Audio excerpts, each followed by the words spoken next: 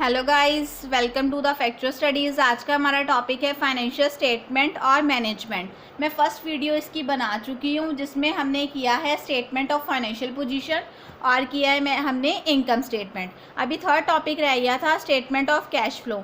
तो ये साथ में करके लास्ट में हम करेंगे एमसीक्यूज़ इसी टॉपिक के कि आपको कॉम्पिटिटिव एग्जाम्स में कैसे आपको एमसीक्यूज़ आएंगे, किस टाइप के आपको आंसर्स करने होंगे। क्लियर है? स्टार्ट करते हैं आज का हमारा topic statement of cash flow. Statement of cash flow होता क्या है? कैश फ्लो से ही क्लियर है जब कैश का फ्लो हो रहा है। क्लियर है? कैश फ्लो कैसे होता है? कैश इनफ्लो और कैश आउटफ्लो। इनफ्लो मीन्स जब हमारे पास कैश आ रहा है और आउटफ्लो मीन्स जब कैश बाहर जा रहा है। तो देखो ये कैश इनफ्लो और आउटफ्लो तीन एक्टिविटीज़ से होता है। Relating form is operating, investing and financing activities. अब मैं वन बाय वन आपको तीनों एक्टिविटीज़ बताऊंगी कि इस एक्टिविटीज़ में कैश इनफ्लो कैसे होता है और कैश आउटफ्लो कैसे होता है। ठीक है?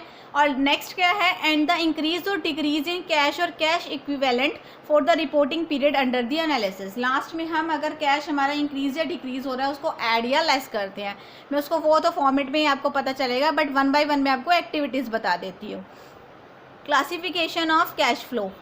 फर्स्ट है हमारा ऑपरेटिंग एक्टिविटीज़। इसमें देखो क्या है, cash receipts from the sale of goods and rendering of services.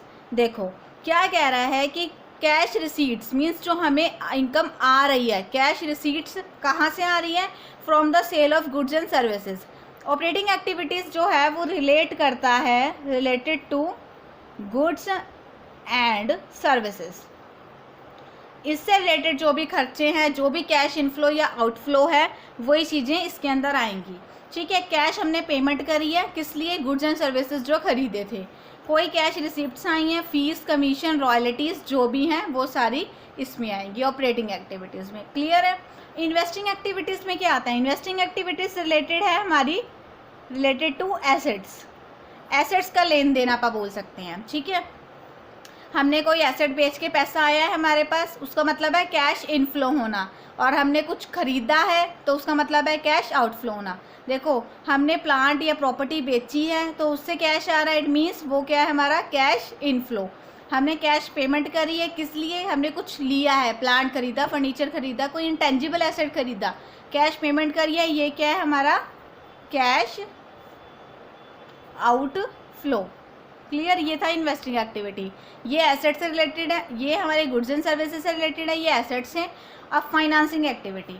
Financing activities हमारी रिलेटेड है शेयर्स एंड डिबेंचर से रिलेटेड। ठीक है? हमने कोई शेयर्स इशू करे हैं। शेयर्स होता है एक हिस्सा जब हम अपनी कंपनी में कोई इन्वेस्ट करते हैं। किसी कंपनी में हमने इन्वेस्ट किया, उसका कोई शेयर खरीदा, मतलब हम उस कंपनी के मालिक बन गए हैं, तो उसको बोलते हैं हम शेयर होल्डर। अगर हम मालिक बन गए हैं तो इट मीन्स हम शेयर होल्डर्स हैं और उसके हमने शेयर्स खरीदे, इसका मतलब है उस कंपनी में हमारा भी कुछ इन्वेस्ट है, कुछ पार्ट इन्वेस्ट है। क्लियर है? हमने इशू करे हैं शेयर्स, हमने अपनी कंपनी के इशू किया, इट मीन्स हमारे पास पैसा आएगा। ठीक है? कैश की मूवमेंट देखनी है हमने कैश इनफ्लो स्टेटमेंट में। ठीक है? कैश फ्लो स्टेटमेंट में रीपेमेंट ऑफ लोन, लोन चुकाया, इट मीन्स कैश बाहर गया, तो ये भी हमारा क्या है? Cash outflow. डिविडेंड पे किया, ये भी हमारा बाहर गया। लोन टेक कर, लोन लिया, इट मीन्स पैसा आया, it means cash inflow. Clear?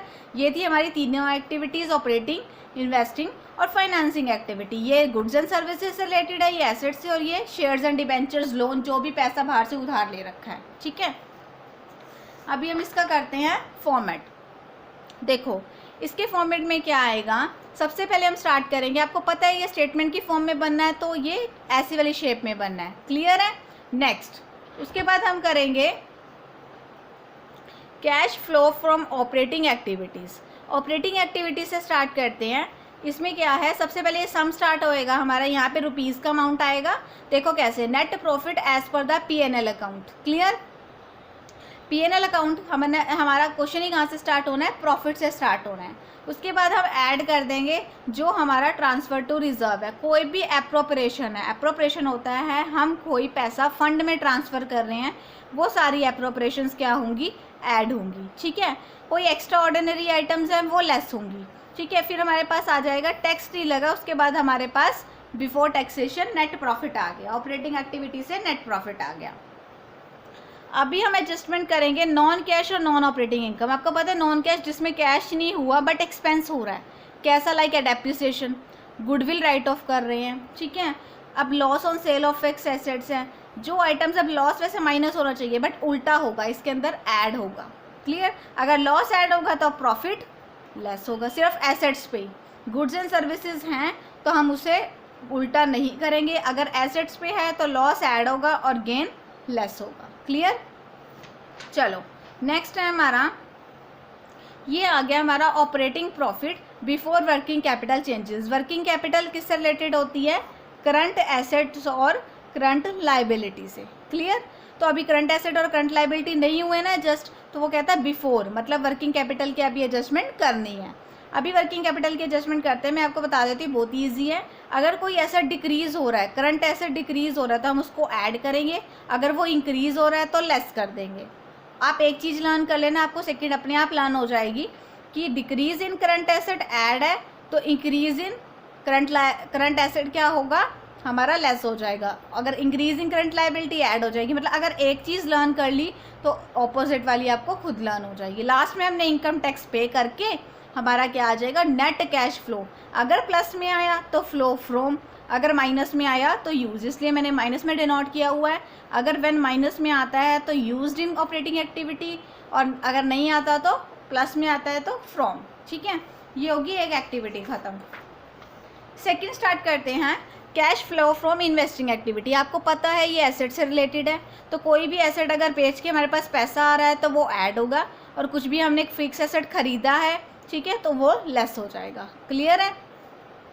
उसके बाद क्या आ जाएगा हमारा, net cash flow from investing activities. अगर माइनस में आता है तो यूज्ड, और अगर प्लस में आता है तो फ्लो फ्रॉम, ठीक है। सेकेंड एक्टिविटी का भी हमारा नेट कैश आ गया। नेक्स्ट थर्ड एक्टिविटी है फाइनेंसिंग एक्टिविटी, ठीक है।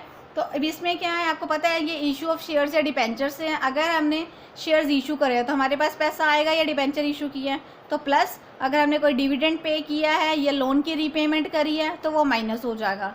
ये सब करके हमारे पास क्या आ जाएगा, net cash flow from financing activity. Minus में है तो यूज्ड इन आ जाएगा। तीनों एक्टिविटीज़ हमने निकालनी है। मेन हमारी ऑपरेटिंग एक्टिविटी थी, मेन तीनों ही है। ऑपरेटिंग एक्टिविटी थोड़ी बड़ी थी तो आपको उसको आइटम्स लर्न करनी पड़ेगी, क्या चीज़ प्लस है क्या चीज़ माइनस है, क्योंकि एमसीक्यूज़ में डायरेक्टली आपसे ये पूछा जाएगा कि डिक्रीज इन करंट एसेट क्या होगा, तो वो आपको बताना है ऐड होगा या लेस होगा, क्लियर है। करेंगे हम एमसीक्यूज़ भी, बट आपको 1 बाय 1 एक बारी फॉर्मेट देख लेना है। उसके बाद जो भी चीज़ें आ गई, तीनों एक्टिविटीज़ प्लस माइनस करके देखो, तीनों को प्लस माइनस किया तो क्या आ गया, नेट इंक्रीज या decrease in cash and cash equivalent, ठीक है। प्लस में आ रहा है तो वो इंक्रीज है, अगर माइनस में आ रहा है तो डिक्रीज हो रहा है, ठीक है। फिफ्थ आइटम क्या है, उसमें हमने क्या करना है, जो आपके क्वेश्चन में गिवन होगा बिगिनिंग ऑफ द ईयर का कैश, वो हमने ऐड कर देना है, ठीक है। ये चीज़ जो नेट इंक्रीज या डिक्रीज आएगा, और जो हमारा ऐड करेंगे हम बिगिनिंग, अगर हमारा जो यहाँ पे जो अमाउंट आती है वो किसके इक्वल है, cash and cash equivalent at the end of the year. ये भी आपको क्वेश्चन के अंदर गिवन होगा, क्लियर है। अगर इसके इक्वल आ जाती है इन दोनों की अमाउंट प्लस करने के बाद, इसके मतलब आपका सम बिल्कुल सही है, कैश फ्लो स्टेटमेंट सही है। यही चेक करने का तरीका है कि हमने पूरा सम सही किया या नहीं। बट आपको पूरा सम नहीं आएगा, जस्ट आपको एमसीक्यूज आएंगे, तो आपको पता होना चाहिए कि हम सम किससे मैच करते हैं, cash and cash equivalent at the end of the year, ठीक है। ये भी आपको क्वेश्चन के अंदर गिवन होता है, ये भी इसको ऐड करना है इस चीज़ के अंदर, नेट इंक्रीज और डिक्रीज के अंदर जो आंसर आता है वो आपका ये होगा। ये हमारी स्टेटमेंट ऑफ कैश फ्लो थी। अभी हम करेंगे अपने एमसीक्यूज जो हमने करने हैं अपने फाइनल पॉइंट ऑफ व्यू से कॉम्पिटिटिव एग्जाम्स के थ्रू। ओके।